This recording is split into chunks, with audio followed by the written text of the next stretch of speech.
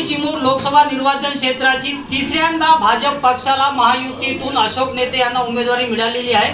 अशोक नेते यांची पहिली प्रतिक्रिया TV9 मराठीवर तर नेमका काय म्हणाल, उमेदवारी जाहीर झाली?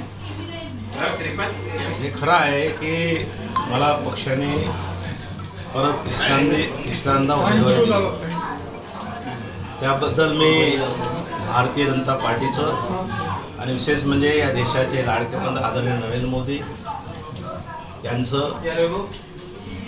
भारतीय जनता पार्टीचे राष्ट्रीय अध्यक्ष आदरणीय जगत प्रकाश नड्डाजी यांचं, देशाचे लाडके गृहमंत्री आदरणीय अमित भाई शाह यांचं, तसेच राज्याचे आमचे नेते उपमुख्यमंत्री गडचिरोली जिल्ह्याचे पालकमंत्री देवेंद्रजी फडणवीस यांचं, तसेच राज्याचे प्रदेशाचे अध्यक्ष चंद्रशेखरजी बावनकुळे, तसेच आमचे नेते माझे मित्र राज्याचे सुधार नेते ज्यांना पक्षाने लोकसभेची तिकीट जाहीर केली असे सुधीर मुनगंटीवार, या सर्वांचे मी मनापासून आभार मानतो, त्यांना खूप खूप धन्यवाद देतो।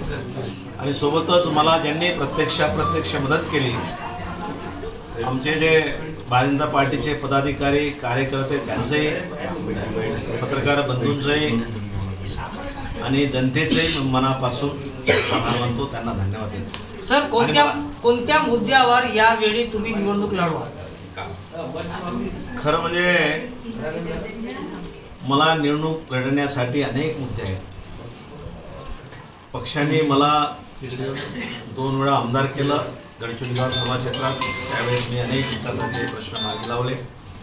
पक्षाने मला 2 टर्म गडचिरोली चिमूर लोकसभा क्षेत्राची तिकीट दिली, अनेक विकासाचे प्रश्न मी मार्गी लावले, त्यामध्ये मग रेल्वेचा प्रश्न असेल, केंद्राकडून 14,500 करोड खिचून आणून त्यामध्ये अनेक रस्त्याचे, पुलाचे, नॅशनल हायवेचे काम असेल,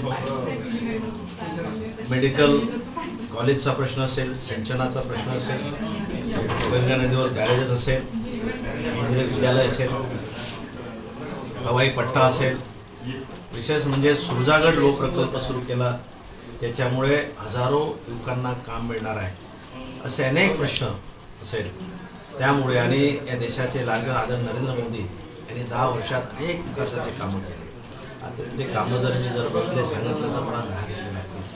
हे सर्व प्रश्न माझ्यासमोर उपस्थित आहेत, या सर्व याच्यामुळे मी मोठ्या संख्येने भाजपचे वरिष्ठ नेता देवेंद्र फडणवीस गडचिरोली जिल्ह्याचे पालकमंत्री आहेत, तर गडचिरोली चिमूर लोकसभा निर्वाचन क्षेत्राकडे सर्वांचे लक्ष लागले आहे। कॅमेरामॅन जीवन कुमार सोबत मेमडी इरफान, TV9 गडचिरोली।